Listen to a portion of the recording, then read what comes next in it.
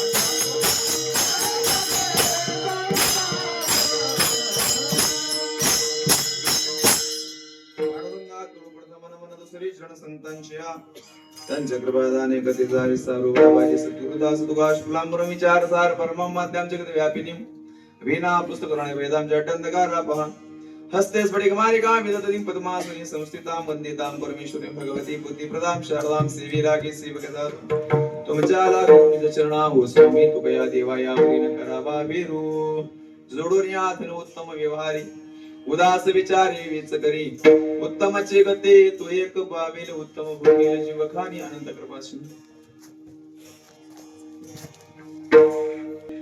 मुक्त कैबल्य देशोगी साधकांचे मायबाप कैबल्य साम्राज्य चक्रवर्ती अलंकापूर निवासी मौली ज्ञानोबा वैरागरागरची संप्रदायाच्या कलशस्थानी विराजमानस्त्र वितरागी संपन्न संत देवमान्य संत संतमान्य संत जगदमान्य संत देव निवासी जगद्गुरु तुकाराम महाराज चंद्रनाथ महाराज निळोबारा आदी करून सकल संतांच्या पावन चरणारविंदी साष्टांग दंडवत उपस्थित सर्व कीर्तनासाठी श्रोते वर्ग सर्व मातृवर्ग सर्व पितृवर्ग सर्व गावातले भजनी मंडळ बाहेरगावची कोणी नाहीत सगळे गावातलेच भजनी मंडळ आणि चालू असलेल्या आपल्या या वास्तूच्या आदरणीय दयानंदराव दिगंबरराव तलवाडे यांच्या वास्तूच्या निमित्तानं आपण सर्वजण इथं उपस्थित आहोत. त्या निमित्तानं आज कीर्तनाचा कार्यक्रम सर्व परिवारांच्या वतीनं आमच्या दत्ताभाऊंच्या माध्यमातून माझ्यापर्यंत पोहोचलेले निमंत्रण आणि बाकी सर्व आमचे प्रदीप दादा सुद्धा कार्यक्रमासाठी उपस्थित आहेत. राम महाराज बाकी सर्व पाकवाद वादक गायक सर्व मंडळी विनेकर या भावापासून तर इकडे शेवटती दादापर्यंत सगळ्यांच्या पावन चरणार विंदी विनम्र अभिवादन. 1 तासभर सेवा करायचे 9 ते 11 होत 10 ला चालू झाले. जिल्हा परिषदची शाळा भरायला जरी उशीर झाली तरी सोडायला मात्र वेळेवर सोडतात. त्या नियमाला अनुसरून आपण बरोबर कोणताही जरी शास्त्रामध्ये करत असते वेळेस शास्त्रकारणी असं सांगितलंय जाग्याची पवित्रता होण्यासाठी. जागा अपवित्र असते महाराज, कशी जागा असेल काही सांगता येत नाही. जागेला पवित्रता प्राप्त व्हावं म्हणून देवाचं नामचिंतन आणि कसलाही जरी विघ्न असलं ना नामचिंतनाच्या समोर ते टिकू शकत नाही. नामाच्या चिंतने वळते वारा वाटा विघ्ने बरोबर ना. म्हणून भगवान परमात्म्याचं नामस्मरण केलं पाहिजे आणि त्या उद्देशानं त्या नियमाला अनुसरून आपण आज कीर्तनाचा कार्यक्रम भव्य आणि दिव्य स्वरूप सर्व सुरुवात व्हायला वेळ जरी झाला ना तरी वेळेवर आपण कार्यक्रम करण्याचा प्रयत्न करू.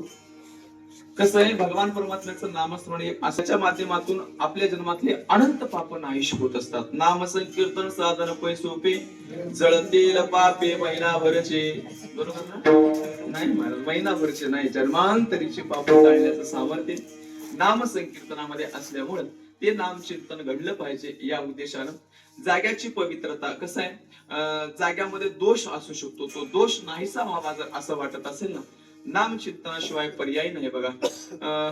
आणि हे नाम एक असं मला यज्ञ होम हे करत बसण्यापेक्षा नामासारखं यज्ञ या जगामध्ये दुसरं कोणतंच नाही. नाम घेता वाट चाली यज्ञ पावला पावली बघा. पावला पावलाला जर यज्ञ आपल्याकडून व्हावा असं वाटत असेल भगवान परमात्म्याचं नामस्मरण करेल ना माणसानं जर केलं ना त्याच्यासारखं साधन या कलियुगामध्ये सोपंही कोणतं नाही आणि त्याच्यासारखं बलवान साधन सुद्धा या जगामध्ये दुसरं कोणतं नाही. त्या उद्देशानं आपण सर्वजण इथं उपस्थित आहोत. सेवेसाठी जो अभंग निवडलाय तो जगद्गुरु तुकाराम महाराजांचा 6 चरणाचा अभंग आहे. थोडासा अभंग मोठा आहे आणि या अभंगाच्या माध्यमातून जगद्गुरु तुकाराम महाराजांना ग्रस्थाश्रमी माणसाचं जीवन कसं असलं पाहिजे या अभंगाच्या माध्यमातून तुकाराम महाराजांनी सांगितलंय बघा. माणसाच्या जीवनामध्ये काही दोष असतात. संगतीचा दोष असेल किंवा जागेचा दोष असेल कशाचाही बघा कोणत्याही प्रकारचा जर दोष असेल ना सगळे दोष निघून जावा जर असं जर आपल्याला वाटत असेल ना अन्नामध्ये दोष असते, संगतीमध्ये दोष असते, जागेमध्ये दोष असते, आपल्या जीवनामध्ये तो सुद्धा दोष असते. माणूस म्हणल्याच्या नंतर आपण लहानपणापासून ऐकत आलोय माणूस हा चुकीचा पुतळा आहे बरोबर ना. त्याच्याकडून कोणत्या ना कोणत्या प्रकारची चूक होत असते आणि ते चूक सुधारावे असं जर वाटत असेल ना या साधनासारखं कीर्तन या साधनेसारखं दुसरं साधन या जगामध्ये दुसरं कोणतंच नाही बरोबर ना. प्रत्येक गोष्टीचा विचार जर करून बघला ना आपण अन्नामध्ये दोष असते आणि अन्न जसं आपण खातो का नाही जसं आपण अन्न खातो तशीच आपली बुद्धी होत असते. आता अन्नदानाचं आपण जे झाले का नाही आणि अन्न पवित्र व्हावं असं जर आपल्याला वाटत असेल ना तर त्याच्यासाठी भगवान परमात्म्याच्या चिंतनासारखा दुसरा कोणताच पर्याय नाही. एखादी जर माता माऊली जर भांडत रागामध्ये सिरियल पाहत म्हणा मोबाईल पाहत म्हणा तिने जर असं अन्न जर बनवलं ना तर आपल्या बुद्धीमध्ये तेच विचार येत असतात. जैसे खाय अन्न तैसेच होय मन, आणि जैसे पिये पाणी तैसेच बोले वाणी. बरोबर ना? जसं आपण पाणी पिलं ना तसं आपण बोलत असतो, आणि जसं आपण अन्न खाल्लं तसं आपलं मन बनत असते बघा. बरोबर ना? कोणतंही अन्न खा. मग तुम्ही शास्त्रकार तर असं सांगतात बाबा, राजाच्या घरचं दुष्टाच्या घरचं कधीच अन्न खात जाऊ नये. राजाच्या घरचं का खाऊ नये? कारण चोराच्या घरचं अन्न कधी खाऊ नये. का खाऊ नये याच्या मागचं कारण असं सांगितलंय, राजाच्या घरचं अन्न का खाऊ नये? कारण एका घरून आलेलं नसते म्हणून. आणि दुसरी गोष्ट, दुष्टाच्या घरचं अन्न का खाऊ नये? दुष्टानं कमावलेलं अन्न सुद्धा दूषित असतंय. ते जर अन्न आपण जर खाल्लं तर आपलं मन सुद्धा दुष्ट होऊ शकतंय, दुष्ट बुद्धी निर्माण होण्याची शक्यता असते. म्हणून दुष्टाच्या घरचं अन्न खाऊ नये, चोराच्या घरचं अन्न खाऊ नये. कारण चोराच्या घरचं जर अन्न खाल्लं ना आपल्या बुद्धीमध्ये सुद्धा चोरी करण्याचा दोष निर्माण होऊ शकते किंवा होतच असते बघा. बरोबर ना? भीष्माचार्य दुर्योधनाच्या घरचं अन्न खाल्ले होते फक्त. काय म्हणतो मी? भीष्माचार्य दुर्योधनाच्या घरचं अन्न खाल्ले होते म्हणून बुद्धीमध्ये एवढा दोष निर्माण झाला महाराज. समोर द्रौपदीचं वस्त्रहरण होतं पण काहीच बोलू शकले नाही. काहीच नाही बोलू शकले. का नाही बोलू शकले? कारण दुष्टाच्या घरचं दुर्योधनाच्या घरचं अन्न खाल्ले होते ना. तेच भगवान परमात्म्यासाठी सुद्धा दुर्योधनाला अन्न बनवलं होतं. बनवलं होतं का नाही? बनवलं होतं. त्या गांधारीनं काय पंच पक्वान्नाचं भोजन तयार करून ठेवलं होतं भगवान परमात्म्यासाठी. पण भगवंतानं सांगितलं, दुर्योधना मला तुझ्या घरचं अन्न खायचं नाही. दुर्योधन का मेवा त्यागे, अरे साध विदुर घर खाई, सबसे ऊंची प्रेम सगाई. भगवान परमात्म्याची गंमत सांगू, भगवान फक्त भक्ताच्याच घरचं खातो बघा. भगवान फक्त भक्ताच्या घरचं, जो अंतःकरणातून देवावर प्रेम करतो का नाही त्याच्याच घरचं भगवान परमात्मा खातो. शबरीनं प्रेम केलं होतं बघा शबरीच्या घरचं. झुटे फल शबरी के खावे, अरे रुचि रुचि भोग लगाईरा, सबसे ऊंची प्रेम सगाई. जगद्गुरु तुकोबारायाच्या घरी न बोलवता गेला आणि भगवान परमात्मा देवाला म्हणजे तुकोबारायला म्हणतो, ते म्हणजे तुकोबाराय खाण्यासाठी काहीतरी आहे का? जिजाईला तुकाराम महाराजांनी सांगितलं, आवले काय आहे का बघ. तिने सांगितलं, घरामध्ये लेकरं बाळ उपाशी मारायला लागले, याला कुठून घालू सांगा ना, याला कुठून जारवायचं? भगवान परमात्म्याला असं मागितल्याच्या नंतर तुकोबाराने जिजाईला म्हणावं, जिजाई हे आवले अगं तसं म्हणू नये ग, कारण हे काय सामान्य नाही, याला बोलवणारे भरपूर असतात ग, हे कोणाच्या घरी जात नाही. याला बोलवण्यासाठी जपी तपी संन्यासी झाडाला उलट टांगून घेऊन मिरच्याचं धूर देऊन तप करतात ग, पण हे त्यांच्या स्वप्नात जात नाही. आपल्या घरी आलाय ना, आपण त्याची एवढी बेकिंमत करायची नसते. कोण येते घरा आमुच्या आकाशाला, काय ज्याचा त्याला नसे धंदा. कोण येतंय गजे जे आपल्या घरी? सांग बरं, कशाला येतंय? गजाताला काय काम? याला काय काम कमी आहेत काय? सांग. आपल्या घरी आलाय म्हणजे एवढी बेकिंमत करायची नसते, घाल काहीतरी. मग एक गंमत सांगू तुम्हाला, देवाला जिथं खाऊ घालतात का नाही, देव तिथं खात नाही. नको म्हणलं तिथं गेल्याशिवाय जाते, बळजबरी त्यांचं मागून खाते महाराज, हाय का नाही? गोपाळांचं बळजबरी मागून खायला भगवान परमात्मा का? कारण त्यांच्या अंतःकरणामध्ये तसं प्रेम होतं म्हणून. देवाला प्रेमानं तुम्ही काही जरी खाऊ घातलं ना, मग तो काही खातो. गोपाळांसोबत त्यांच्या तोंडातलं ताक पित होता. तुकोबार तर त्याच्यापेक्षा पुढे जाऊन सांगतात, गोपाळाच्या तोंडातली लाळ पित होता म्हणे भगवान परमात्मा. किती प्रेम करत असतील गोपाळ, आणि गोपाळावर देव किती प्रेम करत असेल विचार करून बघा. मला एकच सांगायचं आहे, भगवान परमात्मा अन्न ग्रहण करतो पण दुष्टाच्या घरचं खात नाही. नाही खात मला, दुर्योधनाच्या घरचं खाल्लं नाही. तेच भीष्माचार्याने खाल्लं होतं, पण अन्नामध्ये कसा दोष निर्माण झाला बघा ना. समोर वस्त्रहरण थांबवू शकले नसते का हो भीष्माचार्य? थांबवू शकले नसते. नुसतं दुर्योधना दुःशासना हे काम करायचं नाही एवढं जरी म्हणलं असतं ना, तर ती वस्त्रहरण थांबलं असतं, पण बोलू शकले नाहीत का? खाल्लं होतं ना त्याच्या घरचं म्हणून. त्याच्यासाठी कोणाच्या घरचं खाऊन असं मजबूर व्हायचं नाही महाराज, आहे का नाही? त्यातल्या त्या दुष्टाच्या घरचं तर कधी खायचं नाही, कधीच खायचं नाही. हा, जिथं आपल्याबद्दल अंतःकरणामध्ये प्रेम आहे ना, तिथं भूक नसलं तरी 2 तरी घास खाल्लं पाहिजे. काय म्हणतो मी?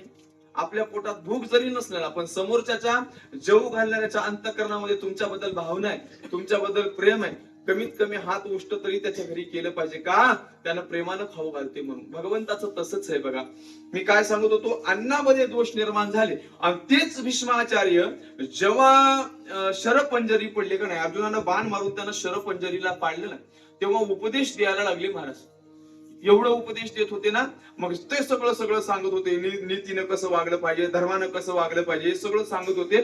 सांगत असते वेळेस भीष्माचार्यानं अर्जुनाला उपदेश करत असते वेळेस सांगितलं, म्हणजे अर्जुना, आपल्या डोळ्यासमोर एखाद्यावर जर अत्याचार होत असेल ना, तर माणसानं ते अत्याचार रोखण्याचं आपल्यामध्ये जर ताकद असेल ना, तर ते अत्याचाराला थांबवलं पाहिजे. नाहीतर मग आपल्यामध्ये जर ताकद नसेल तर कमीत कमी डोळे झाकून तिथून निघून तरी गेलं पाहिजे. एवढे शब्द द्रौपदीनं जेव्हा ऐकले का नाही, द्रौपदी भीष्माचार्याला थोडस हसली मनातल्या मनात. गालातल्या गालामध्ये द्रौपदी हसली बरं का. भीष्माचार्यानं ते पाहिलं. ते पहिल्या मनामध्ये शंका निर्माण झाली, वाटायला लागलं, अरे म्हणे द्रौपदी का हसली असेल, मनातल्या मनात गालामध्ये का हसली असेल. भीष्माचार्यानं जवळ बोलावून घेतलं द्रौपदी. द्रौपदी इकडे म्हणे, काय का हसलीस सांग. काय नाही म्हणे भीष्माचार्य, असं काय नाही म्हणे, तात म्हणायचे, म्हणजे तात म्हणजे बाबा, काय नाही तात, असंच हसणार. अगं म्हणे कुलवान घराण्यातली स्त्री असंच हसत नसते, खरं सांग मनामध्ये काय भावना निर्माण झाली तुझ्या. महाराज भीष्माचार्य द्रौपदी म्हणते, म्हणजे भीष्माचार्य म्हणजे तात, जेव्हा माझ्यावर अत्याचार होत होत ना, तेव्हा तुम्ही तिथंच बसून होते का नाही, तिथंच बसून होते नाही. माझ्यावर अत्याचार होत होता, माझं वस्त्रहरण होत होतं, तेव्हा तुम्हाला सांगता आलं नाही का हो, तुम्हाला आडवा येता आलं नाही का. आता सांगायला लागलेत म्हणे मोठमोठे पाता हाणायला लागलेत आता, तेव्हा सांगता आलं नाही तुम्हाला. भीष्माचार्याला मला डोळ्यामधून असं खळकण अश्रू आले भीष्माचार्याच्या. आणि भीष्माचार्याने एकच उत्तर द्रौपदीला दिलं बघा, म्हणजे द्रौपदी तुला खरं सांगू, म्हणजे त्या वेळेला का नाही, मी फक्त दुर्योधनाचं अन्न खाल्ल्यामुळे माझ्या बुद्धीत दोष निर्माण झाले होते, त्यामुळे त्यावेळेला काहीच बोलू शकलो नाही मी. म्हणजे आता का बोलायला लागले. मग भीष्माचार्याने सांगितलं, म्हणले तुला खरं सांगू द्रौपदी, आता अर्जुनानं बाण मारून जेवढं दुर्योधनाच्या अन्नापासून झालेलं रक्त होतं का नाही, सगळं निघून गेलं म्हणे. आता पवित्र माझं रक्त तेवढं शिल्लक राहिले, त्याच्यामुळे तुम्ही तुला उपदेश करायला लागलो, नाही तर उपदेश केला नसता मी कशामुळे सांगतोय, अन्नामधला दोष जावा असं वाटत असेल ना, एक काम केलं पाहिजे, काय, पवित्र ते अन्न, पवित्र ते अन्न, हरिचिंतनी भोजन, हरिचिंतनी भोजन,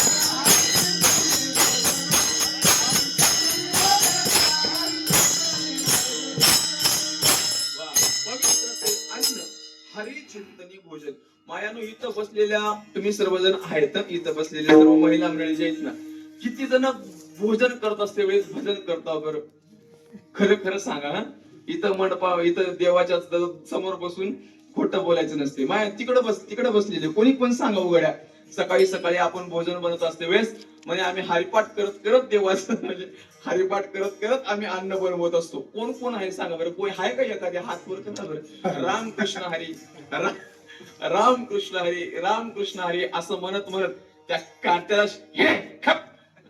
नवऱ्याला शिवा दे, पोराला शिवा दे, असं शिव्या देत देत देत ते जर आपण भोजन बनवलं ना मायानो, मला एकच गोष्ट सांगा, तसं भोजन जर समोरचा माणूस खाल्ला, तुम्हाला काय आरती करणार आहे तुमची सांगा बरं. बऱ्याच जणांची महिला मंडळीची तक्रार असते, आमचा नवरा आम्हाला लय मारतो, लय शिव्या देतो, माय तू तसं खाऊ घालतो शेताला म्हणून ती शिव्या देते, दुसरं काय नाही. तसं खाऊ घातल्याच्या नंतर तुला ते जसं खाल्लं तेच बाहेर येणार आहे ना. त्याच्यामुळे सांगतो मायानो, उद्यापासून तरी कमीत कमी जेव्हा आपण जेवण बनवतो ना, महाराज इकडले तिकडले नाहीतरी बायाला एक मोबाईलचा नाद लय लागलाय बरं का. ते समोर असं लावून ठेवते ते मोबाईल आणि सिरियल बघत बघत, ते सिरियल मध्ये राहते काय माय, नुसते भांडण राहते, दुसरं काय राहते सांगा बरं, खरं खरं सांगा काय असते दुसरं, नुसतं भांडण राहते. आता ते भांडणं ऐकत ते भांडणं त्या अन्नावर, म्हणजे ते शब्द त्याच्यावर पडल्याच्या नंतर तुमचा नवरा तुमच्यासोबत भांडण नाही करणार तर काय करेल सांगा बरं. एक विचार करून बघा. आपण अगोदरच बोललोय, जैसे खाय अन्न तैसे होय मन. आता जसं तुम्ही खाऊ घातले त्याला, त्याच्यामुळे सकाळी उठलं ना उद्यापासून, सर्व माता मावल्यांना माझी एक विनंती आहे बघा, उठलं ना, नाही काही झालं ना, आपल्याला हरिपाठ पाठ नाही, आपल्याला दुसरं काही पाठ नाही, गातापारायण करता येत नाही, कमीत कमी रामकृष्ण हरी तरी म्हणता येते का नाही सांगा ना. सकाळी सकाळी उठलं ना, भोजन आपण जेव्हा पीठ तिंबायला घेतलं म्हणा, तिथून चालू करायचं, रामकृष्ण हरी, रामकृष्ण हरी, रामकृष्ण हरी. तुमचा पेताळ जरी नवरा असला, दारू पिणारा जरी नवरा असला ना, तर जर तुमचा 1-2 हप्त्यामध्ये जर त्याने जर दारू नाही सोडली, तर माझं कीर्तन करणं बंद कर मी, एवढी ताकद नामामध्ये आहे माझी. तुम्ही करत नाही म्हणून ते सुधरत नाही, दुसरं काहीच नाही. त्याला तुम्हाला मारण्याचं कारण, तुम्हाला त्यांना भांडण्याचं कारण ते एवढंच आहे, तुम्ही त्याला खाऊ तसं घालताय. म्हणून अन्नामध्ये दोष निर्माण झालं की माणसामध्ये दोष निर्माण होते, माणसात दोष निर्माण झाले की मनामध्ये दोष निर्माण होते, मनामध्ये दोष निर्माण झाले की तुम्हाला मारते. दुसरं काही नाही. विठाला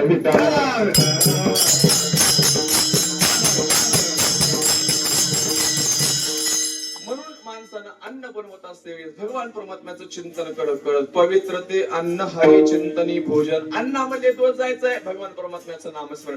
बरं, संगतीचा पण दोष असू शकतो, आणि माणसाने जशी संगती केली का नाही तसं त्याच्या जीवनामध्ये रंग चढत असतो. संगत करे बडवून की तो बडत बडत बडच आहे. एखाद्या मोठ्या माणसाची संगत केली ना तर माणसाला मोठं व्हायला वेळ लागत नाही. गाढवाची संगत केल्यावर लातच खावं लागते दुसऱ्याची. काय दुसरं काय करणार आहे सांगा ना.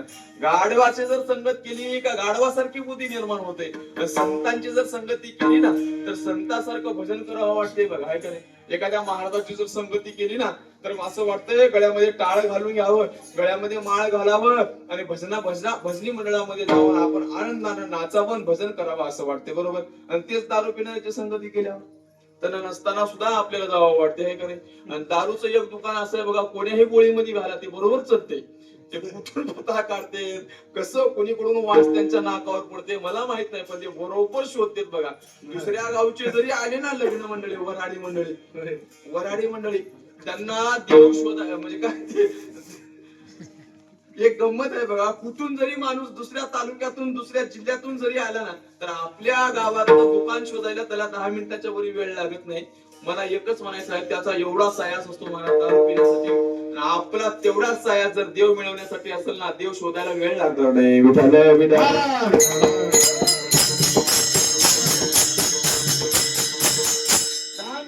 त्यानं दारूचं दुकान शोधू शकते. कोणत्याही पोळीमध्ये असू दे, एक जगामध्ये एक दुकान असं आहे बघा, ते कोणत्याही कुठं बी टाका आणि कसं बी टाका ते बरोबर चलते. तुमच्या गावात नसेल म्हणा, सज्जन वारकरी आहे तुम्ही सगळे, बरोबर ना. नसलच मला असं वाटतंय. आता एवढे सप्ते होते, एवढे कार्यक्रम होते, मला असं वाटतंय 365 दिवसामध्ये कमीत कमी 200 तरी तुमच्या गावात कीर्तन होत असतील. होतेत ना, कमीत कमी 200 तरी होत असतील. होतेत ना कमीत कमी. बघा ना, प्रत्येक शिवरात्रीला सप्ताह आहे, दत्त जयंतीला सप्ताह आहे, हनुमान जयंतीला सप्ताह आहे, रामनवमीला सप्ताह आहे, अजून नवरात्रामध्ये सप्ताह आहे, गणपती बाप्पाचे उत्सव वेगळेच आहेत, वास्तुशांतीचे कीर्तन वेगळेच आहेत, एखाद्या मेल पुण्यतिथीचे कीर्तन वेगळेच आहेत, तेरवीचे कीर्तन वेगळेच आहेत. एवढे महाराज तुम्ही 200 कीर्तन ऐकून सुद्धा जर गावामध्ये, आता ते दुकान नसलंच पाहिजे, एवढं मोठं गाव आहे आणि त्यातल्या त्यात विशेष म्हणजे परवा दिंडीचा कार्यक्रम झाला. एवढे कार्यक्रम महाराज, अन्नदानाला कमी नाही, आहे का नाही. भजनालाही कमी नाही, भोजनालाही कमी नाही. महाराज तुमचं लय चांगलं आहे बरं का. या गावामध्ये तुम्ही जन्माला आले, बाहेर गावून जरी आलेली असली ना टेन्शन नाही बघा. 200 दिवस बाहेर आराम आहे ना. बरोबर. सप्ताह झाला सगळ्या गावाला आमंत्रण असतेच, भांडाऱ्याची कोणती मस्त एन्जॉय आहे बाबा. खरंच मला असं वाटतंय मी पण कळसदाळमध्ये जेवून राहावं काही, नाही तर माझं तर बाहेरच जाते म्हणा अर्ध आयुष्य. पण तरी सांगायला लागलोय, खरंच भाग्यवान आहे आपण अशा गावामध्ये जन्माला आलोय तिथं भजनही होते आणि भोजनही होते.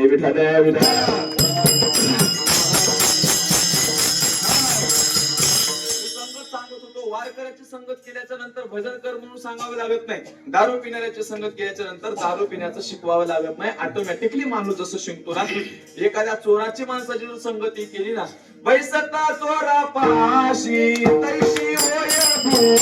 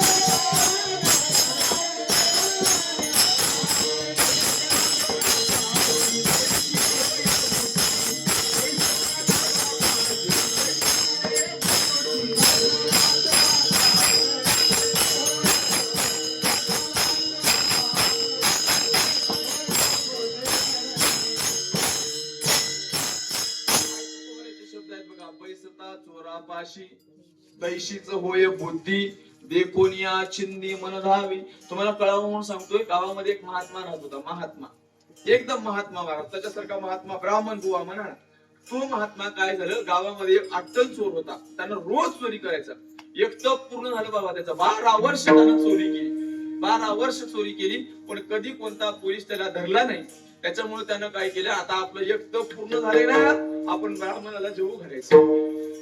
ब्राह्मणाला जेवू घालायचं ठरवलं महाराजानं. एवढा आनंद झाला म्हणाल त्याला. मग आता 12 वर्षापासून आपण चोरी करतोय, आपला धंदा चांगला चालू आहे.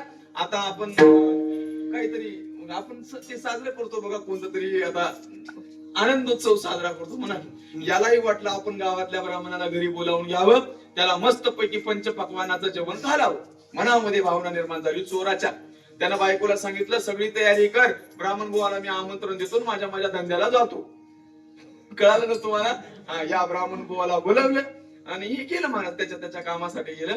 बायकोनं सुंदर अशा प्रकारचं पंचपक्वान्नाचं जेवण बनवलं होतं. बसायला पाट, पाटीला पाट, चांदीचा ताट, सोन्याची वाटी, एकदम सुंदर पैकी असं जेवण वगैरे बनवलेलं. ते पंचपक्वान्नाचं श्री बालाजीचं, श्री म्हणजे श्रीखंड, बा म्हणजे बासुंदी, ला म्हणजे लाडू, जी म्हणजे जिलेबी, आज जसं जेवण होतं का नाही त्या पद्धतीचं एकदम भारीचं जेवण बनवलं.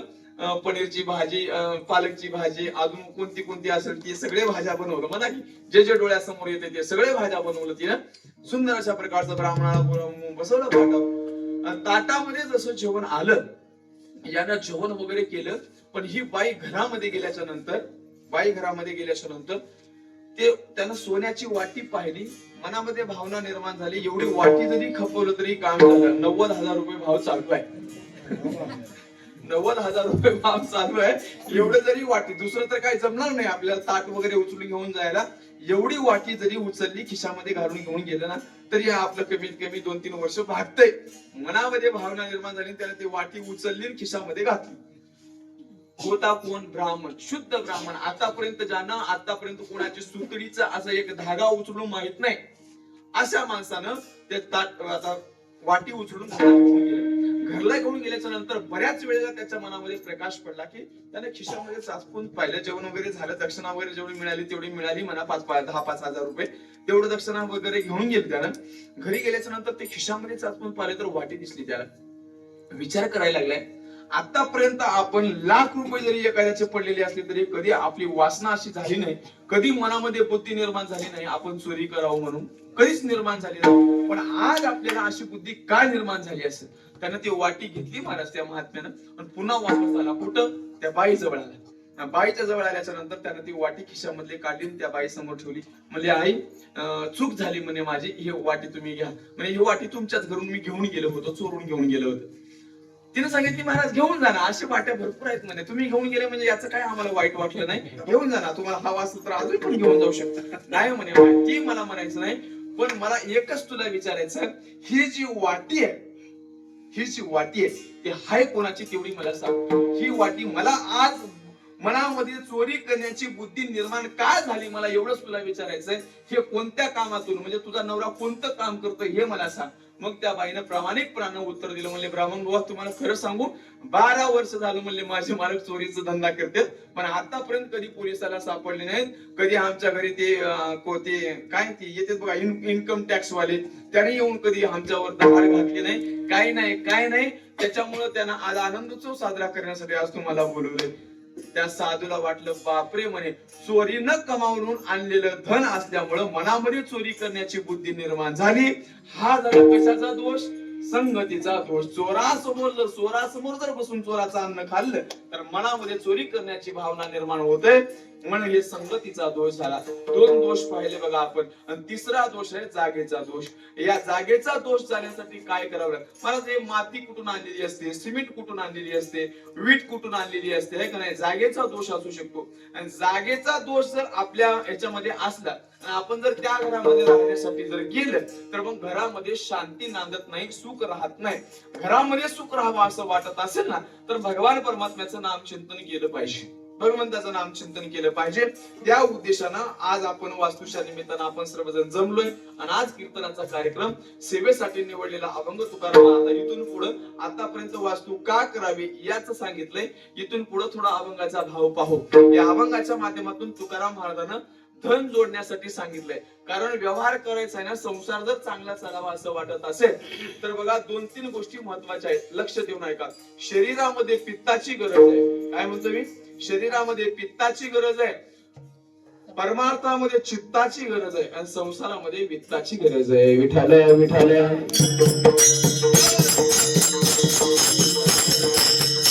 शरीरामध्ये पित्ताची आणि परमार्थामध्ये चित्ताची गरज आहे. चित्त जर परमार्थामध्ये नसेल, कीर्तनाला येऊन बसून सुद्धा काही फायदा होणार नाही. बघा, चित्त नाही नावे तरी ते व्यर्थ, चित्त नाही नावे.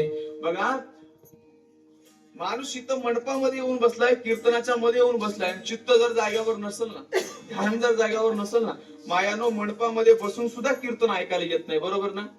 बऱ्याच बाया घरून इथं येतात आणि इथं आल्याच्या नंतर घरची आठवण येते. येताना कुलूप तर लावलो घराला, पण कुलूप तर लावलो, पण येताना झटका मारून पाहिलं नाही. कीर्तनात बसून झटका मारतात बिचाऱ्या. म्हणजे का आहेत कीर्तनामध्ये, मन मात्र चित्त मात्र घराकडे आहे. मला सांगा, तुकोबऱ्या अशा माणसाला सांगतात, जवळी नाही चित्त आणि काय मांडी गेले प्रेत. प्रेत म्हणजे ज्या माणसाचं चित्त जर जाग्यावर नसेल ना, तर माणसाची फक्त बॉडी इथं आहे. आता बॉडी कशाला म्हणते तुम्हाला माहित आहे? माणूस मेल्याच्या नंतर बॉडी. बरोबर ना? माणूस मेलेलं प्रेत जसं असतं का नाही, कीर्तनामध्ये येऊन जर चित्त जाग्यावर नसेल तर माणसाचं तीच अवस्था आहे. विठाल विठाल. शरीरामध्ये पित्ताची, परमार्थामध्ये चित्ताची आणि संसारामध्ये वित्ताची. पैसा असल्याशिवाय या संसारामध्ये माणसं आपल्याला मानत नाहीत. धनवंता लागी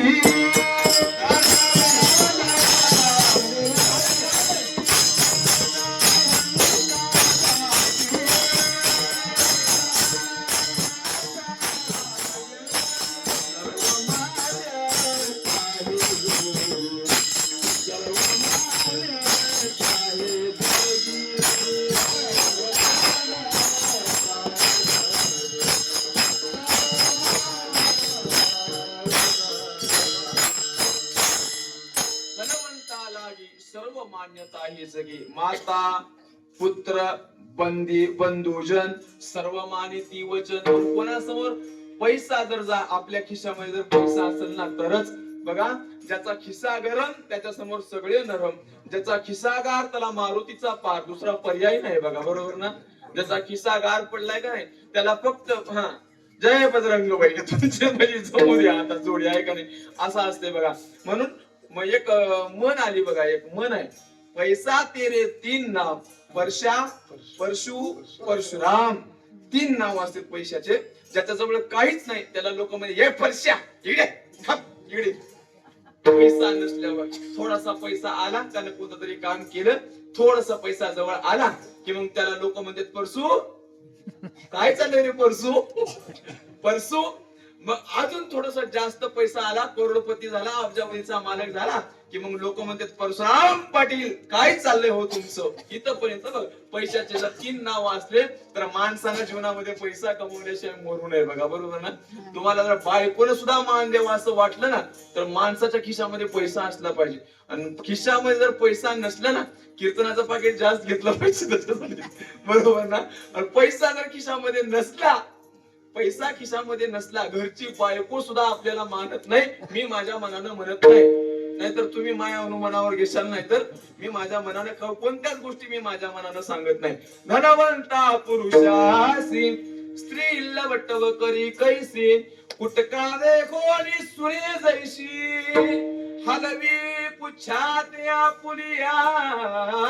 नाथबाबानं भागवतामध्ये वर्णन केले, धनवंता पुरुषासी स्त्री लवटव. लवटव म्हणजे पुढं पुढं पुढं पुढं चावरपणा जे म्हणते, मी माझ्या मनानं म्हणत नाही, नाहीतर तुम्ही मनावर घेऊ नका मायानो, अजून मला अर्धा तास राहायचं. चावरपणा म्हणा किंवा पुढं पुढं पुढं पुढं करणं म्हणा. 1 तारीख नोकरीवाल्याची 1 तारीख जवळ यायला लागली, 1 तारीख जवळ यायला लागली की बायको त्याचे पाय दाब, त्याचे हात दाब, त्याचा गळा दाब ना म्हणा. पण ते असं सेवा चालू होते मला. त्याला म्हणते, तुम्हाला थोडस साईड टाकून दूध देऊ का? तुम्हाला थोडासा बदामाचा शिरा करून देऊ का? थोडस विष म्हणजे काय एंडोसल्फान पण घालून घे त्याच्यामध्ये. महाराज ते 10-15 तारीख थोडासा पैसा हळूहळू हळूहळू कमी झाला. पैसा संपला याच्या जवळचा, याचा खिस्सा संपत आला. 15 तारखेच्या पुढे तोच नवरा त्याच बायकोला म्हणावा, का ग तहान लागली थोडस पाणी देते का?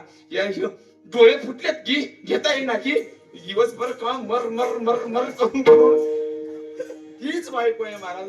जी बायको 1 तारखेला चावर पुढं पुढं पुढं पुढं करते का नाही, खाणे पिणे को पैसा होय तो जोरू बंदगी करे, अरे एक दिन पैसा नहीं मिले तो पूछ के जवाब करे, सब पैसे के भाई अपना साथी नहीं कोई, ओ अपना साथी नहीं कोई, सब पैसे के भाई. त्याच्यामुळे सांगतोय कबीरजी महाराजांना सांगितलं, बाबा तुम्ही पैसा कमवल्याशिवाय मरू नका. कमवा पैसा, थोडा का होईना कमवा, जास्त नाही झालं तरी. आणि सगळ्याला पैसे कमवण्याची अक्कल नसते महाराज. एक विचार करून बघा ना, काही काही माणसं इतक्या धनावर येते बरोबर ना, पण त्यांच्या समोर बघा ज्यांच्याकडे पैसा आहे का नाही त्यांना किती किंमत असते. त्याच्या पायामध्ये काटा जरी मोडला ना तरी पेपरामध्ये बातमी येते, आज हे साहेब इथं इथं गेले होते, फलाने फलाने साहेब यांच्या पायामध्ये काटा मोडलेला आहे. अरे दुसऱ्याचे नरडे कापायला लागले गरीब माणसाचे, तरी माणसं त्याची बातमी पेपरामध्ये द्यायला तयार नाही. पण याच्या पायामध्ये काटा जरी मोडला ना पेपरामध्ये बातमी येते. कशामुळे सांगा? फक्त पैसा जवळ आहे म्हणून, बरोबर ना.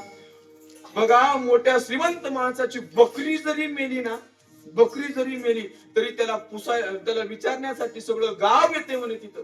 बकरी जरी मेली, एखाद्या गरीब माणसाची छोकरी जरी मेली ना तरी कोणी त्याला विचारण्यासाठी सुद्धा येत नाही. बघ म्हणजे कशाचा परिणाम आहे? फक्त पैसा. बघा आता घरची बायको जर असं करत असेल, बाकीच्या लोकांचं काय घेऊन बसल्यात सांगा ना. घरची बायको जोपर्यंत पैसा आहे तोपर्यंत मानते, आणि पैसा संपला ना, पैसा संपल्यावर कोणी आपल्याला विचारत नाही बरं का. इथून कीर्तनाचा पाकिट घरी नेऊन दिल्या बरं आहे, नाहीतर काय खरं नाही बरं का. दुसऱ्या दिवशीचं कीर्तन बंद होण्याची शक्यता आहे. त्याच्यामुळे का नाही आपला पण अगोदर ठरवून घ्यायचं, बाबा काय करायचं. पैसा कमवल्याशिवाय माणसानं मरू नये, पण ते पैसा कमवत असते वेळेस कसं कमवलं पाहिजे तुकाराम महाराज.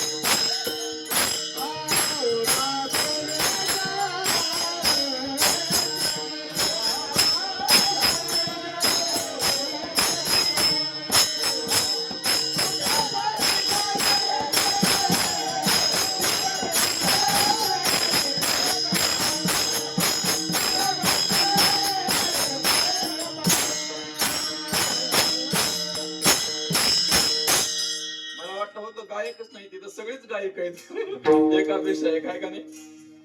बाबांनी पण चांगली चाल मिळली, दादानी पण चांगली चाल मिळली, आहे का नाही. सगळे भजने म्हणून आपण भजनच करत आलो ना, त्याच्यामुळे कोणाला काय सांगावं, कोणाला कसं भजन म्हणावं सांगण्याची गरज नाही, आहे का नाही. सगळेजण एकदम छान भजन मिळाले. बघा ऐका, तुकोबारांनी सांगितले, बाबा पैसा कमवा, कमवू नका असं नाही, पैशाशिवाय माणसाला किंमत नाही. पण पैसा कसा कमवा तुकाराम महाराजांनी सांगितलंय, उत्तम व्यवहारे धन जोडून या, उदास विचारे वेच करी. बघा तुकोबाराचे शब्द लक्षात घ्या. धन कमवा म्हणून सांगितलं नाही, धन कमावणं वेगळं आणि धन जोडणं वेगळं. धन जोडणं कशाला म्हणतात सांगू, जे चांगले काम करून जे जोडलं जाते का नाही त्याला जे धन कमावलं जातं काय त्याला फोडणं म्हणतात. कोणाचे बी नरडे कापून अत्याचारानं कमावलेलं जे धन आहे ना त्याला कमावणं असं म्हणतात. आपल्या भाषेमध्ये दोन प्रकारचे धन असतात बघा, दोन प्रकारचं कमावणं, एक व्हाईट मनी आणि एक ब्लॅक मनी. ब्लॅक म्हणजे काळा पैसा. काला धन बाहेर लाएंगे म्हणण्यामध्ये मोदीचं सगळं आयुष्य निघून चाललं, अजून निघालं नाही. किती निघाले किती अजून हाय सांगता येत नाही. पण एक सांगतो ऐका, म्हणजे आज ती उत्तम व्यवहारानं कमवा म्हणून सांगितलंय तुकाराम महाराजाला अपेक्षित आहे. त्या काळात सुद्धा ब्लॅक मनी टेबला खालून जो व्यवहार केला जातो ना तो व्यवहार त्या काळात सुद्धा असला पाहिजे. म्हणून तुकाराम महाराजांना सांगितलंय बाबांनो, धन जर कमवायचंच असेल तर तुम्ही उत्तम व्यवहाराने धन कमवा. व्यवहार म्हणजे चांगलं काम करा, चांगलं काम करा, जेणेकरून एक वाक्य मी वाचलं होतं बघा, माणसाच्या खिशामध्ये पैशाचा घळघळाट असावा. काय म्हणतो मी? माणसाच्या खिशामध्ये पैशाचा घळघळाट असावा, पण त्या पैशाच्या मागे कोणाचा तळतळाट नसावा, एवढं लक्षात घ्या. विठाला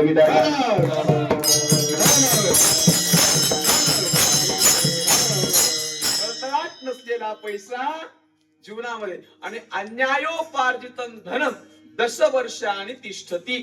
फक्त अन्याय मार्गाने कमावलेलं धन, अत्याचारानं अत्याचारानं कमावलेलं धन फक्त 10 वर्षापर्यंत टिकतंय म्हणे. काय म्हणतोय मी? अत्याचारानं कमावलेलं धन फक्त 10 वर्षापर्यंत टिकतंय. 11व्या वर्षी ते धन आपल्या जवळ राहू शकत नाही, राहत नाही. मला आपल्या जवळ कायमचं धन राहावं असं जर वाटत असेल ना, बरेच जण माणसं पैसे कमावतात, कधी कधी कोणाला 1 रुपये देत नाहीत. लय कंजूस महाराज, लय हलकट. कधी कोणा सप्त्याला 1 रुपये द्यायचं नाही, कधी कोणत्या वारकऱ्याला चहा पाजवायचा नाही, कधी कोणत्याला सप्त्याला पट्टी द्यायची नाही, कधी कोणतं सत्कार्य करायचं नाही घरामध्ये, कधी कोणत्या वारकऱ्याला बोलून चहा आपल्या घरामध्ये कधी भजन वगैरे भजनाचा प्रोग्राम करायचा नाही. काय नाही. तसंच साचवून मरते. बरोबर ना? आपणही स्वतः त्याचा उपभोग घ्यायचा नाही. आमच्या गावामध्ये एक माणूस होता, दत्ताभाऊ. आमच्या गावामध्ये एक माणूस होता, त्यानं आयुष्यभर कधीच कपडे घातले नाहीत. फक्त एवढं धोतर घालायचं, दिवसभर उघडं, रात्रभर उघडं. उन्हाळा असू दे, पावसाळा असू दे, हिवाळा असू दे, कधीच त्यानं अंगावर कपडे घातले नाही. मला मर केलं बघा. जन्मभर त्यानं पैसे कमावले, जवळजवळ 50 एकर शेती कमावली, पैसा सुद्धा भरपूर. पण गंमत अशी झाली, शेवटच्या वेळेला त्याची माती कोण करावं, पोराय भांडण लागले. साचवणी मरेधन लावी पोराशी भांडण. मी माझ्या मनानं सांगत नाही, माणसानं पैसा कमवावा बघा, पैसा कमवू नये असं नाही, पण त्या पैसा तसंच साचवून ठेवू नये. एखादा आपण काय विहीर असते, विहिरी मधलं पाणी, लक्ष द्या माझ्याकडं, विहिरी मधला जर उपसा जर माणूस काढत राहिलं ना तर ते कसं एकदम फ्रेश पाणी, अजून झरे त्याला फुटून अजून वरच्यावर ते वाढत राहते. बरोबर ना? बरोबर का नाही? लक्ष माझ्याकडे थोडस बोलत लागल्या तुम्ही.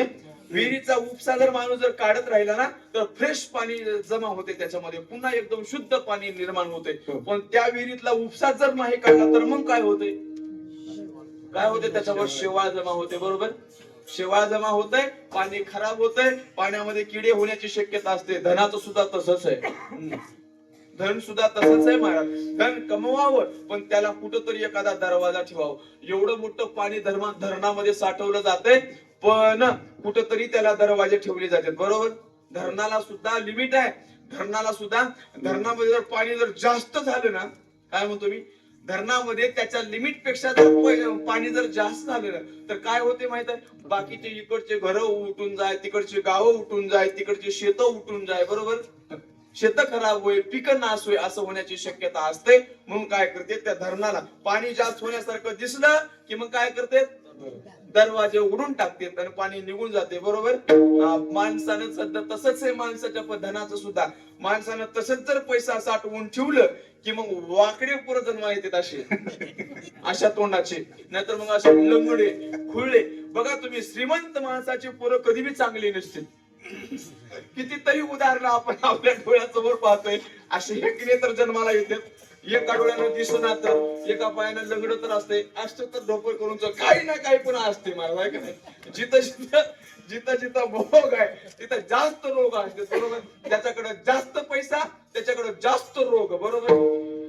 बघा साखर कारखान्याचा मालक कधीच तोंडामध्ये साखर टाकत नाही का? शुगर, बीपी, टीबी सगळे रोग आहेत त्याच्या, म्हणजे रोगाला सुद्धा अक्कल आहे कोणाच्या घरी जावं म्हणून. विठ्ठला विठ्ठला विठ्ठला.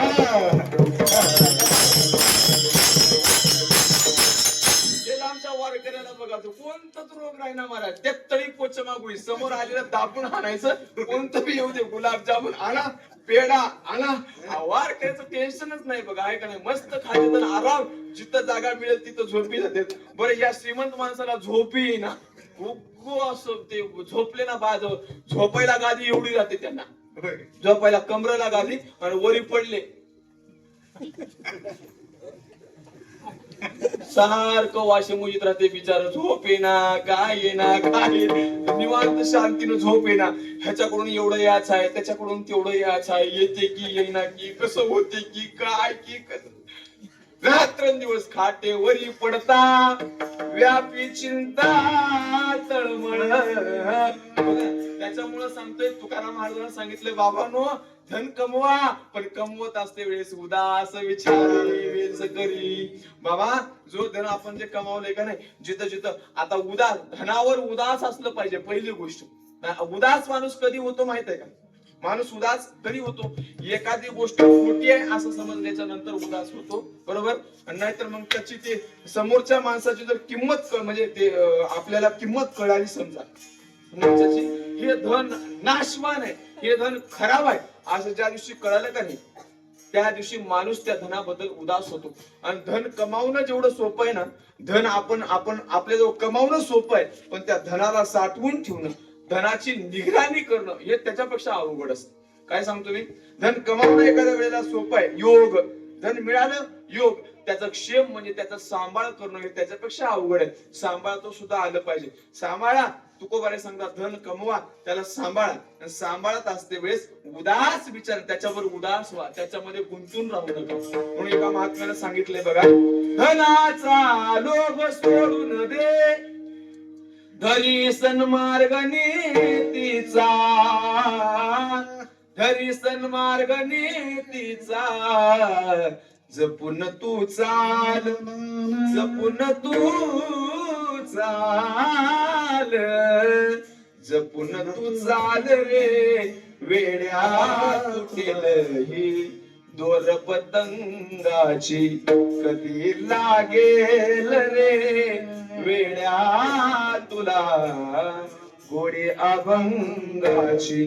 बघून घे सावळी मूर्ती आता तू त्या श्रीरंगाची.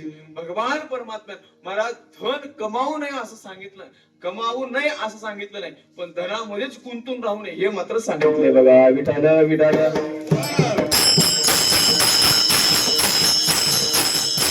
आणि तुका म्हणे धन भाग्य अशाश्वत जाण. मला धन काय कायम स्वरूपी आपल्या जवळ थोडंच राहते. या धनाचा नदरी विश्वास जैसे तरोवर छाया, याता यातीन चुकेची मग हे भोगशील काया. या हरी भजना विन तुझा जन्म जातो रे वाया. साधू संतांना वर्णन केले, बाबा या धनाचा विश्वास करू नका, कारण हे धन कसं आहे, आज आपल्या जवळ आहे म्हणजे आपल्या जवळच उद्या राहते असं सांगतात नाही, बरोबर ना? धन चंचल आहे. जे 10 चंचल वस्तू सांगितल्यात का नाही शास्त्रामध्ये, त्याच्यामध्ये धनाचा सुद्धा नंबर आहे. आज आपल्या जवळ आलेली 500ची नोट दादा, आज आपल्या जवळ आलेली 500ची नोट तुम्ही तिच्यावर नाव लिहून मार्केटमध्ये सोडा, तुम्ही मेलं तरी पुन्हा तुमच्या जवळ येणार नाही, एवढं चंचल धन आहे. विठाल विठाल. काय धनामध्ये गुंतून राहताय सांगा ना? धनामध्ये गुंतून राहायचं नाही आणि धन आपल्या जवळच ठेवून घ्यायचं नाही. मग काय करायचं? उदास विचारे, विचारावर उदास विचारानं वेच करा. त्याचा वेच करा म्हणजे जिथं जिथं चांगले काम होतात, जिथं जिथं सप्ताह होतय, जिथं जिथं का कथा होतय, अशा ठिकाणी माणसानं धन खर्च केलं पाहिजे, सत्कार्यासाठी खर्च केलं पाहिजे. घरामध्ये भजन पूजनाचा कार्यक्रम ठेवून ते धन कोणतरी महाराज मंडळीला दान धर्म करत राहिलं पाहिजे. कारण ते जर धन तुम्ही तसंच कमावून ठेवाल, मग त्या धनाला वीट म्हणजे काय, शेवाळ जसं पाण्याला जसं शेवाळ येण्याची शक्यता आहे ना, तसं या धनावर सुद्धा दोष निर्माण होण्याची शक्यता असते. म्हणून तुकाराम महाराजांनी सांगितलं, बाबांनो तुम्ही काय करा, धन कमवा, कमवण्यापेक्षा धन जोडा आणि ते उदास विचारानं वेच करा. जोडून या धन उत्तम व्यवहारे, उदास विचारे वेच करी विठ्ठल.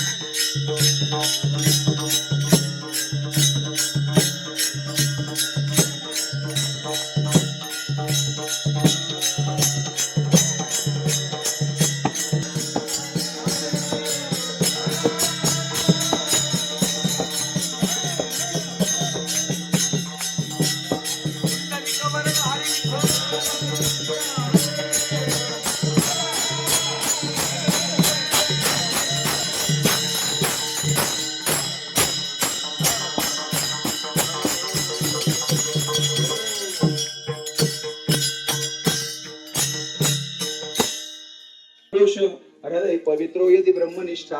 हात पवित्र व्हावा असं जर वाटत असेल ना तर या हाताने का नाही उदास विचारे वेच करी दान धर्म करत राहिलं पाहिजे. दान धर्म.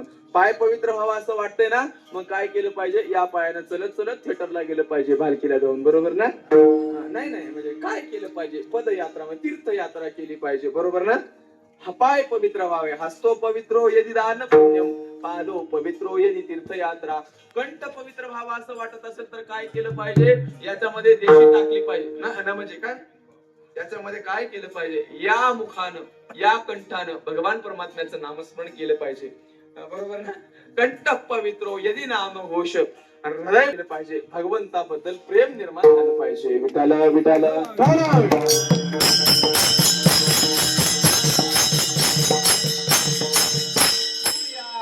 हाताने काय केलं पाहिजे, उदास विचारे वेच करी. भले महाराज फायदा काय होतो, उत्तमची गती तो एक पावी. उत्तमची गती तो एक पावी.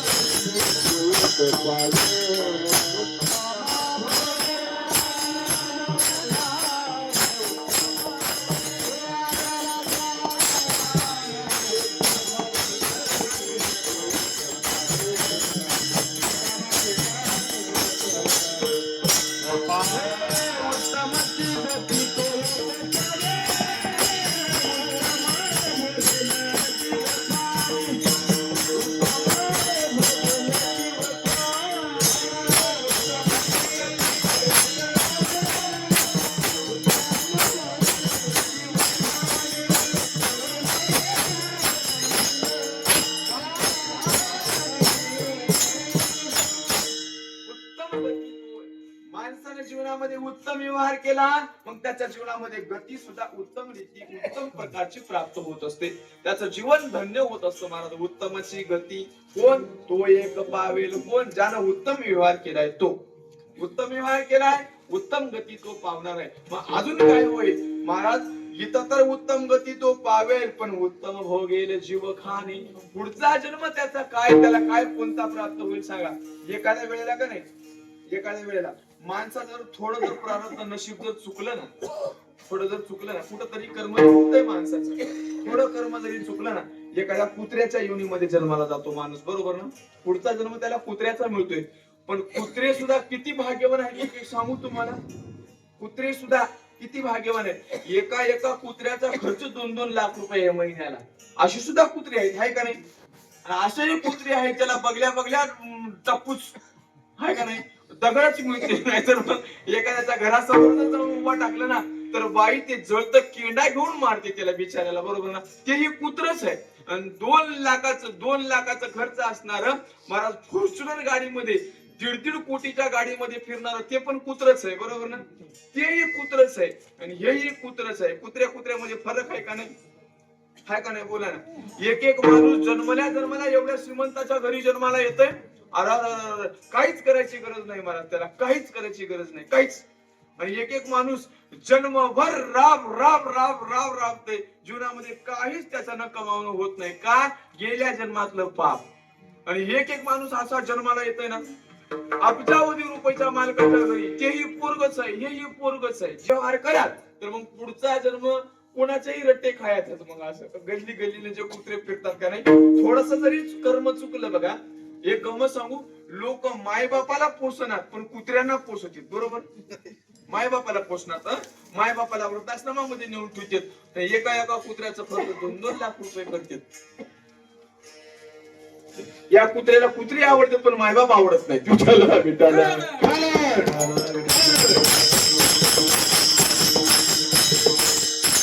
महाराजांना भूतदयात सांगितलं ना, भूतदया गायी पशुचे पालन सांगितलंय पण गायी सांगितलंय, कुत्रे सांगितलं नाही.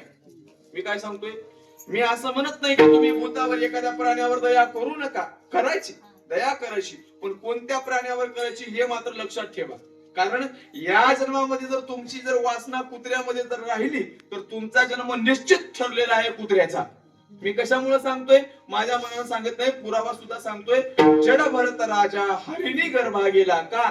हरणामध्ये वासना, हरण्याच्या पिल्लामध्ये वासना शिल्लक राहिली होती. पुढचा जन्म स्पेशल हरणाचा मिळालाय. आता बऱ्याच कुत्र्यांना कुत्रे सांभाळायची जर सवय असेल, जर म्हणजे वाटत असेल कुत्रे सांभाळावं, कुत्रे एवढं हे करतात ना मला त्या कुत्र्यांना. बरं जाऊ दे, माणसाचं तर द्या सोडून. तुम्ही व्हिडिओ वगैरे पाहिले असतील त्या कुत्र्यासोबत लोक काय काय करतात, काय करतात काय सांगता येत नाही. बघा किती खालच्या लेवलला आले माणसं, सांगा ना किती खालच्या लेवलला आले कुत्र्या. एक गमत सांगू, तुकोबारा सांगतात बाबा, एखाद्या वेळेला तुमचं कर्म कुठंतरी चुकलं, पुढच्या जन्मामध्ये समजा तुम्ही कुत्र जर झाले पण ते कुत्र कोणाच्या घरी जन्माला याल? अशा अब्जावधी रुपयाच्या मालकाच्या घरी तुमची एकदम उत्तम रीती. मला 2 लाखाचा माणूस त्या कुत्र्याला सांभाळायला राहतो, बरोबर ना?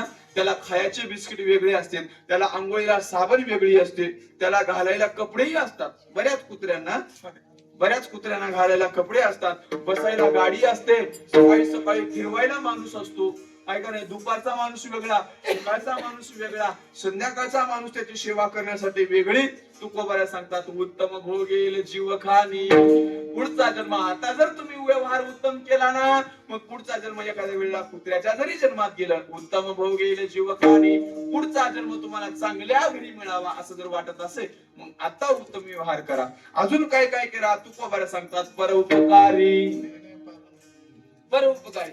माणसानं जीवनामध्ये जास्त नाही उपकार झाला ना, कमीत कमी थोडं तरी उपकार केले पाहिजे. काय सांगतो मी?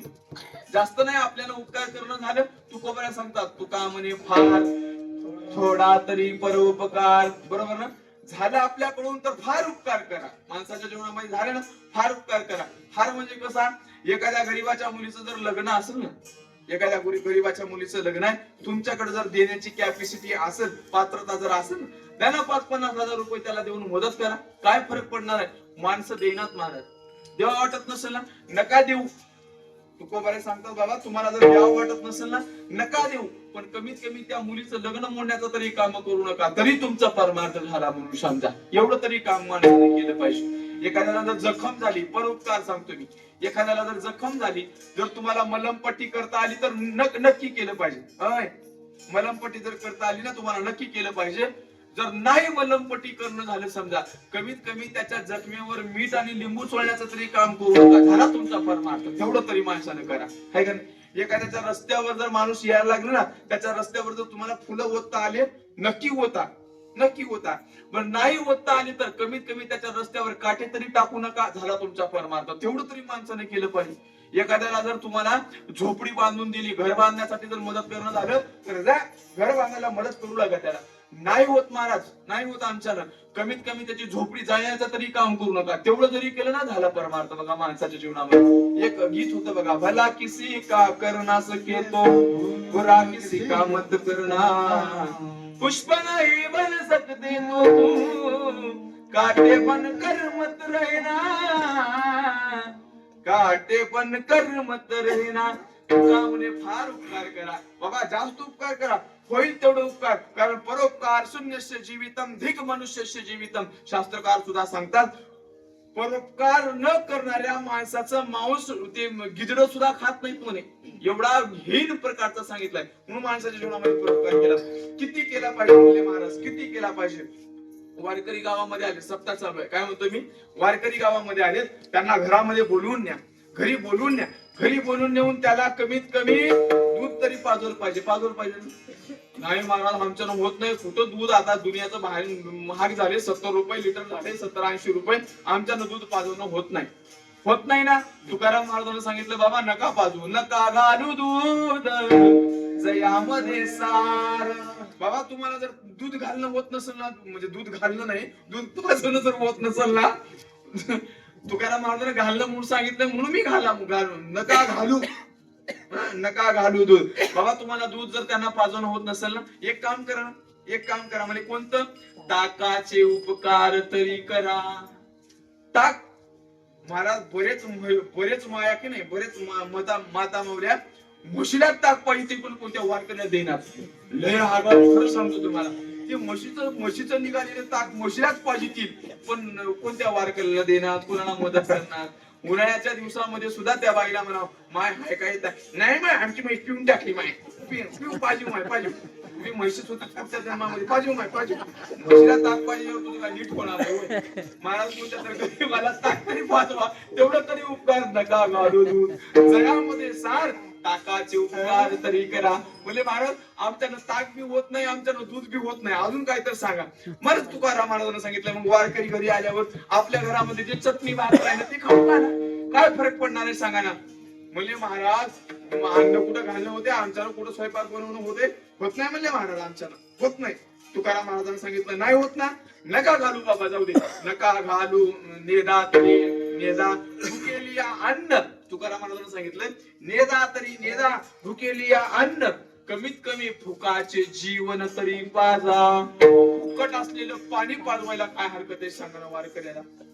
वारकरी घरी आलाय, त्याला सांगितलं बाबा हात जोडून, आमची पात्रता नाही बरं का, तुम्हाला अन्न खाऊ घालावं, तुम्हाला दूध पाजवावं, तुम्हाला ताक पाजवावं, हे फक्त पाणी एवढं पिया गड्या, एवढं म्हणायला काय हरकत आहे सांगा ना, काय हरकत नाही का महाराज. ती सुद्धा करणार बऱ्याच गावामध्ये का नाही, ती सुद्धा.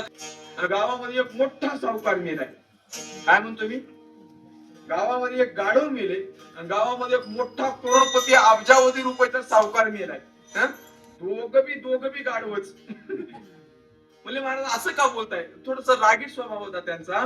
म्हणजे गाढवही त्यानं पण जन्मभर संसारच केले, त्यानं पण संसारासाठी राब मालकासाठी राबले, वज वाहून मेले. त्यानं कधी कीर्तनाला आलं नाही, गाढव कधी कीर्तनाला आलं नाही, गाढवानं कधी गळ्यामध्ये माळ घातली नाही, गाढवानं कधी टाळे घेऊन इथे येऊन कीर्तनामध्ये नाचलं नाही, बरोबर ना. मग सावकाराचं बी तसंच झाले. सावकार सुद्धा जसं जन्माला आलाय, संसाराचं वज वाहू राबलाय, गळ्यामध्ये माळ घातली नाही, कधी टाळ घेतला नाही, कधी वारकऱ्याला कधी चहा पाजवलं नाही, कधी वारकऱ्याला घरी बोलावून नेऊन अन्नदान केलं नाही. मला सांगा गाढवाच्या मरण्यामध्ये सावकाराच्या मरण्यामध्ये फरकच काय, बरोबर ना? मग माणसाच्या जीवनामध्ये जर एखाद्यावर जर उपकार करत नसाल, जसं जन्माला आलंय तसंच गेले, काही फायदा होणार नाही बघा तुम्हाला माणूस जन्माचा. काहीच फायदा होणार नाही. तुमच्या माणूस जन्माचा काहीतरी फायदा व्हावा असं वाटत असेल, तुकाराम महाराजांना सांगितलंय परोपकारी. आणि दुसरी गोष्ट सांगितली नेने परनिंदा. कोणाची निंदा करायची नाही, परनिंदा करायची नाही. म्हणजे का निंदा करायची नाही याच्या मागचं कारण तुकाराम महाराजांनी सांगितलंय. माऊली ज्ञानोबा सांगतात, येती निंदकापासी आशेषही पापे. कबीरजी महाराजांनी सांगितलंय, निंदा मत करना किसी की, निंदा मत करना किसी की, सच्ची बात कबीर जी की. कबीरजी महाराजांना सांगितले, बाबा या कानानं कोणाची निंदा ऐकू पण नाही आणि कोणाची निंदा करू पण नाही. माणसाची गंमत सांगू तुम्हाला, माणसं इकडे येताना मंदिरावर आले ना, असे जोरजोरात भजन करतात ना, कोणी आहे जीवाचा.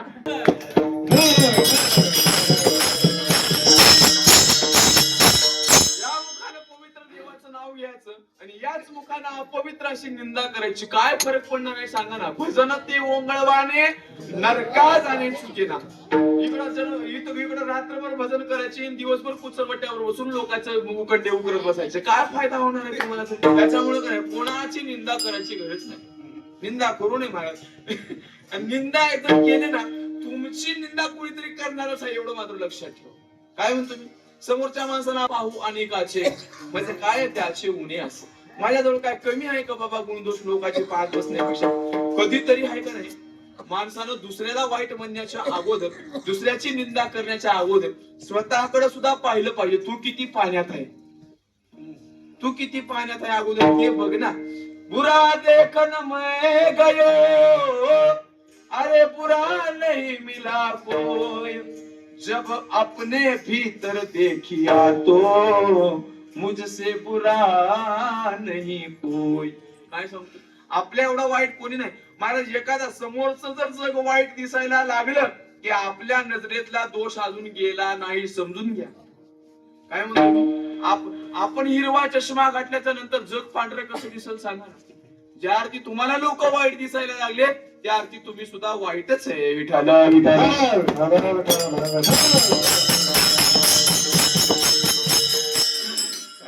दुर्योधनाला सांगितलं होतं, दुर्योधना मोठी सभा बोललेली, दुर्योधना जा बरं या सभेमधला एखादा चांगला माणूस निवडून आण, एखादा चांगला माणूस शोधून आण जा. शोधून आण म्हणल्याच्या नंतर दुर्योधन गेला महाराज. त्यानं प्रत्येकाकडे पाहिल्याच्या नंतर पूर्ण सगळी सभा यानं शोधली पण एकही माणूस चांगला सापडला नाही. जशाला तसंच वापस आला. आता भगवंतानं सांगितलं धर्मराजाला, धर्मराजा आता तुम्ही जा बरं एखादा वाईट माणूस शोधून आणा. महाराज धर्मराज जातात त्या सभेमध्ये, त्यांना एकही माणूस वाईट भेटला नाही म्हणे. हे का? ज्याच्या त्याच्या नजरेचा खेळ आहे. विठाला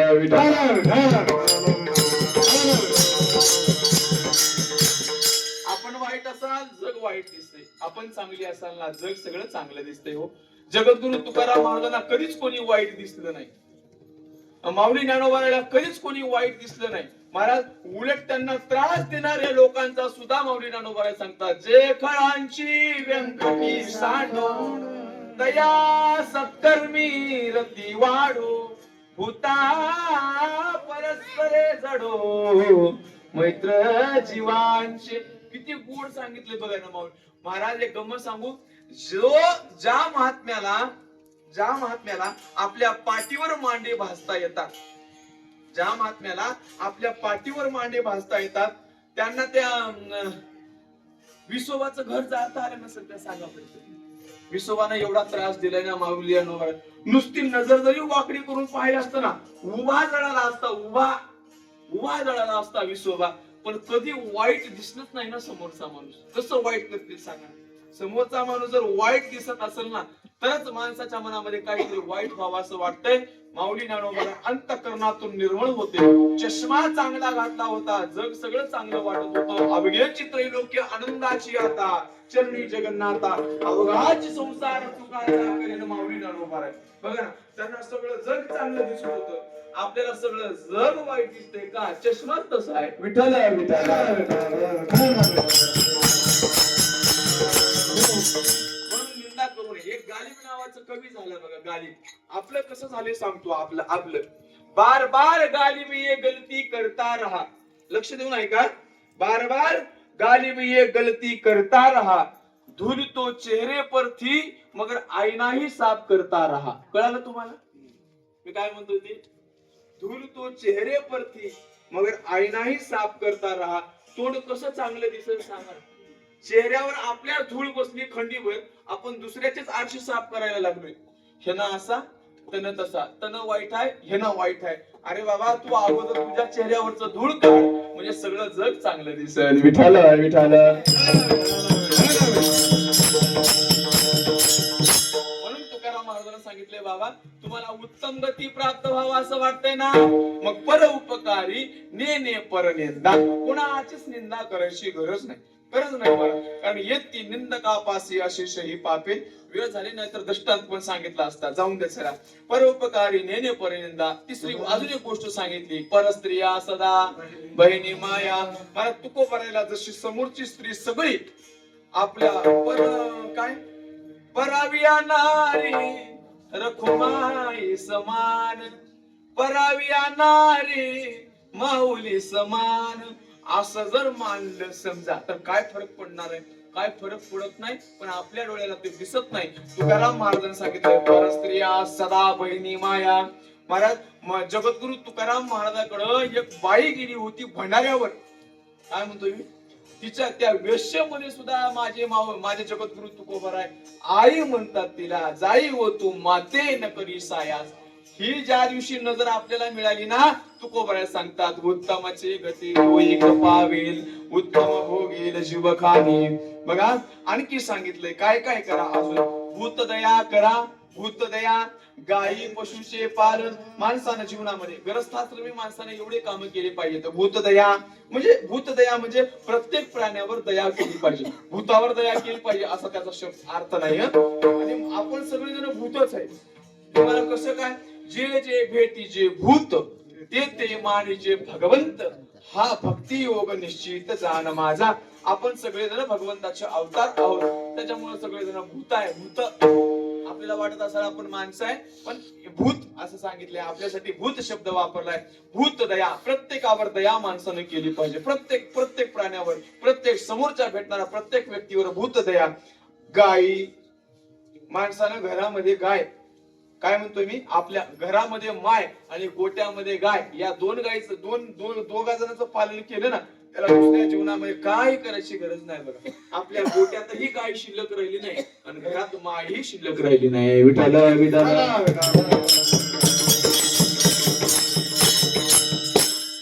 झालं की माय बापाला बाहेर काढणारी आपण माणसे मानत आहे का नाही? जोपर्यंत लग्न होत नाही ना दादा, जोपर्यंत, आमच्याकडे सांगतो मी, तुमच्याकडे माहित नाही मला, जोपर्यंत पोराचं लग्न होत नाही, लग्न होण्याच्या अगोदर माय बापाला वेगळं काढले असं एकतर पोरग मिळते का हो? कुठंतरी बोला ना, एकतरी मिळते का कुठंतरी? आपण एक चर्चा करू. आहे का तुमच्या गावात लग्न होण्याच्या अगोदरच माय बापाला वेगळं काढले? आहे का कोणी? माणसाची गंमत कशी आहे बघा. एक आई बाप मिळून, काय म्हणतो मी, एक आई बाप मिळून 4 पोराला पालन पोषण करू शकते, 4 पोरांना पोसते. 4 पोरं मिळून एक माय बापाला पोसत नाही. किती शोकांतिका असेल विचार करून बघा. घरामध्ये गाय राहिली नाही, गोट्यामध्ये गाय राहिली नाही, घरामध्ये माय राहिली नाही. आणि एक गंमत सांगू तुम्हाला महाराज, हे लग्न झाल्या पिवळ्या दाण्यामध्येच कोणतं काय असते जादू काय माहित नाही बघा. आहे का नाही? पिवळे दाणे डोक्यावर पडली आणि ती बाई घरी आली, ती काय कसं काय होते ते मला माहित नाही बाबा. आता तुम्ही इथले नाही, इथले सगळे सज्जन आहे मायानो, तुम्ही कसं सासूला एकदम मायासारखी सेवा करता म्हणा, पण सांगायला लागलो आमच्याकडचं काय. ती बाई घरामध्ये आली की ते काय, अहो ज्या बाईला आहे का नाही, हजारो माणसासमोर बँड बाजा लावून घरामध्ये आणतो, तिनंच घराच्या समजा, तर काय फरक पडणार आहे सांगा ना? काय फरक पडणार? पण मायबापामध्ये सासू सासऱ्यामध्ये लय भेद असतो महाराज. आहे का नाही?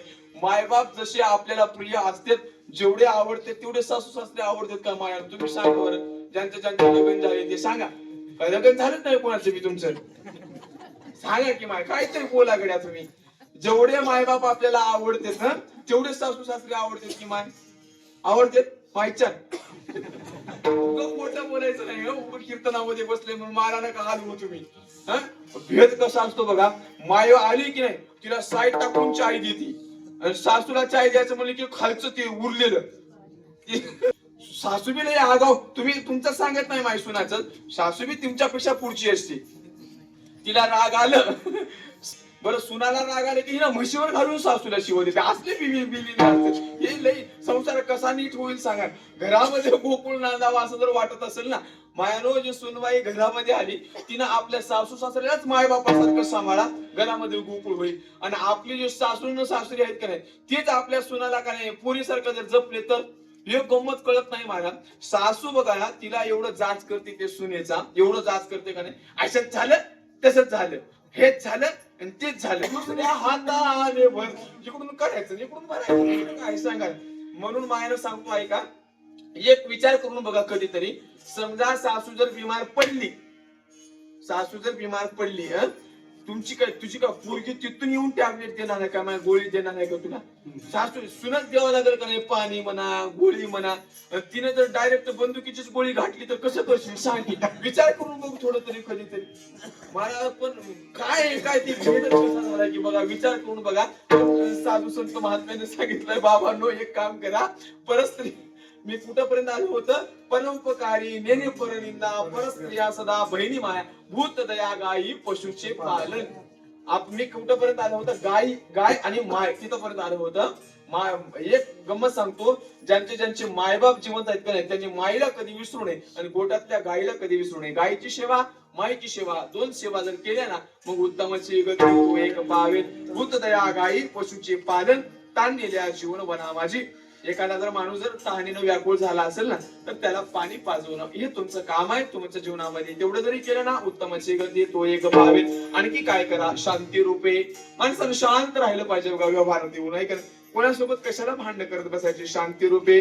कोणाचाच वाईट माणसानं मनामध्ये असं निर्माण नाही झालं पाहिजे. दुसऱ्याचं वाईट व्हावं म्हणलं की आपलं त्याच्यापेक्षा 1000 पटीनं वाईट होतंय. दृष्टांत तुम्ही ऐकत आलेले आहात.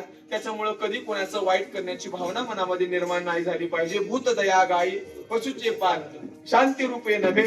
कोणाचे वाईट आणखी काय केलं पाहिजे वाढवी महत्व वडिलांचे जेणेकरून आपल्या वडिलांचं महत्व वाढेल नाव वाढेल असं माणसानं जीवनामध्ये प्रतिनिधित्व केलं पाहिजे. काय गंमत आहे सांगू तुम्हाला. पोरग जर चांगलं वागायला लागलं ना मायबापाचं नाव मोठं व्हायला काही वेळ लागत नाही. बरोबर ना. आता मला सांगा मी इथपर्यंत येऊन कीर्तन करतोय तुम्ही सरळ म्हणणार ना कीर्तन झाल्याच्या नंतर कोणाचं पोरग आहे रे म्हणताव का नाही. कोणाचं पोरग आहे रे म्हणताव का नाही. म्हणजे मी तर माझं तर नाव मोठं झालंच हो पण माझ्या मायबापाचं सुद्धा नाव वाढवी महत्व वडिलांचे. बरोबर ना. माणसानं त्याच्यासाठी चांगलं वागावं लागते. आणि समजा मीच या ठिकाणी न येता गटारीने जर लोळलो असतो समजा हे टाकून तर तुम्ही तिथंही विचारलं असतं कोणाचं आहे रे बियाणं. तुम्ही तिथंही म्हणलं असतं आहे का नाही. आपलं नाव खराब झालं की आपल्या मायबापाचंही नाव खराब होते. बरोबर. आपलं नाव वाढलं आपल्या मायबापाचंही नाव वाढतंय. म्हणून तुकाराम महाराजांनी सांगितलं बाबा 2 कामं करा. माणसात आपल्या मायबापाचं नाव वाढलं पाहिजे. वाढवी महत्व वडिलांचे. एवढं जर तुम्ही काम करा तर मग उत्तमचे गती तो एक पावेल. उत्तम भोगेल जीवखानी. तुकोबाला सांगतात ग्रस्थाश्रमी माणसानं एवढं जर जीवनामध्ये जीवन जगलं ना तुका म्हणे हेची आश्रमाचे फळ.